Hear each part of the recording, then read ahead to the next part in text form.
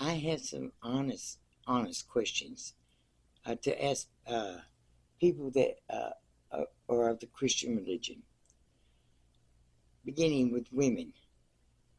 Why do you even go to church? Uh, it's like from the time you're small until throughout your life, you're told that you're less than. In Genesis, it tells us that women were made as a helpmeet for man, not as a servant and not as a slave. So, how did this all get turned around? Mankind. Uh, you're told to submit yourself to a man, to the point of actually uh, making yourself a servant, or making him your god of your household. Not all men prescribe to to that kind of definition. But anyway, women, you serve the church. You give your free food. You give your time. You give your energy. You give your tithing, and you're still told that you're less than. Well, women, without you, the church wouldn't be able to stay afloat. They just wouldn't.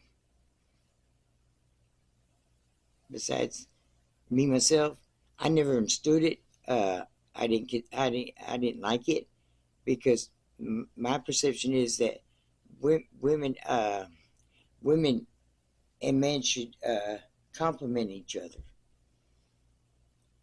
There shouldn't be a master slave situation going on, and where the church is the head. They're the beacons of light. They're the holiest thing. They're a holy representative of God, which I didn't find that to be the fact at all. I did not. There's a lot of gossiping going on in church. There's a lot of backbiting going on in churches. There's a lot of seedy stuff going on in churches. And mainly what I seen was that churches are social clubs.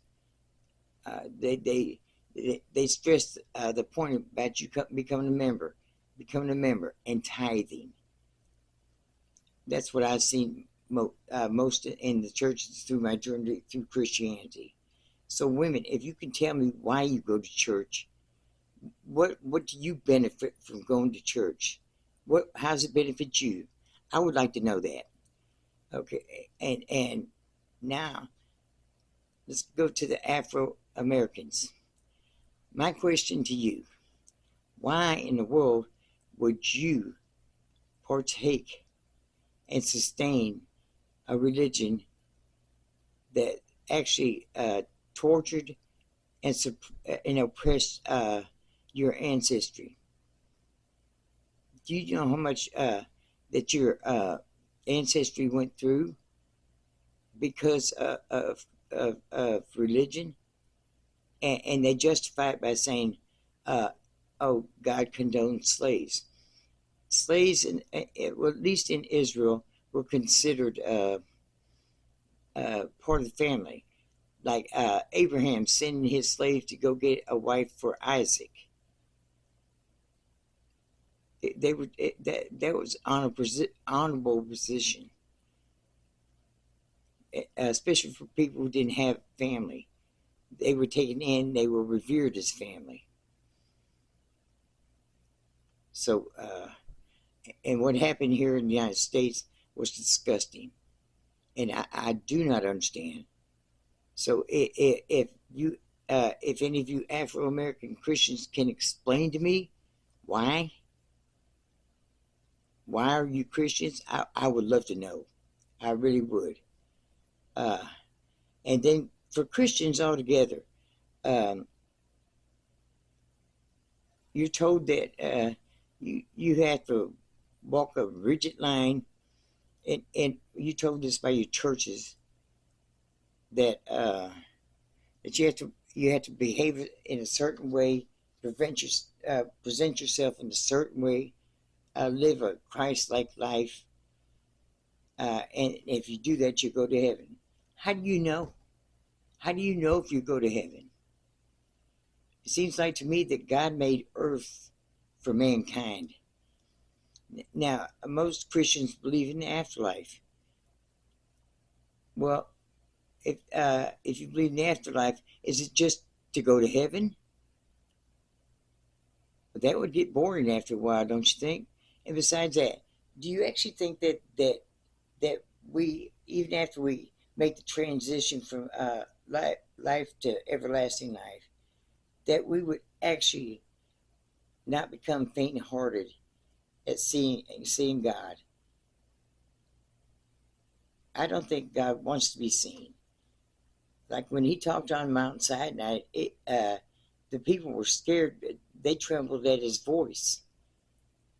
What makes you think it'd be any different from you?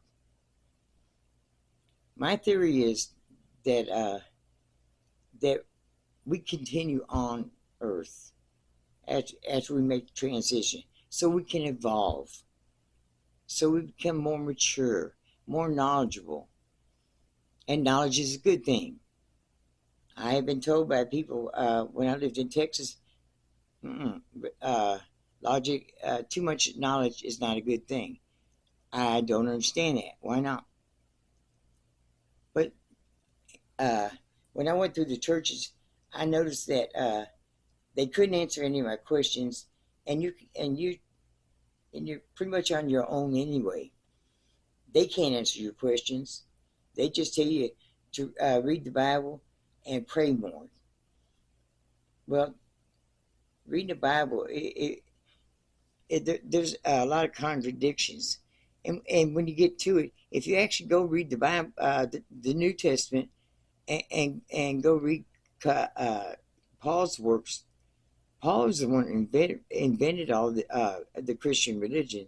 He was a man, and I don't think he was a very nice man either, because he tore the Jewish religion down. I mean, everything that's opposite of the Jewish religion, he taught uh, to be the right thing for Gentiles, because he did teach the Gentiles.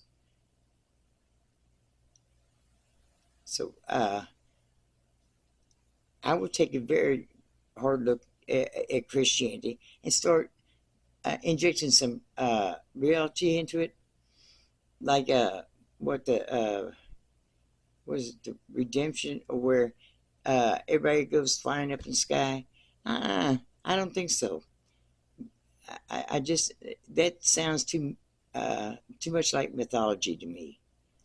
I never have liked mythology because it, it, it, there's nothing realistic about it. It might be good for story time, but I didn't even appreciate the stories. But that's just me. That's who I am. I love the Father.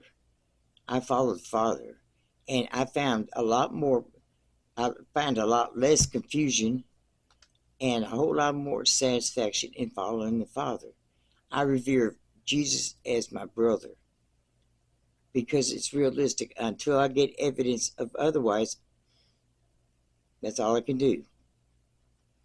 I I I I can't. I don't understand how Christianity, it has so many mixed messages within it.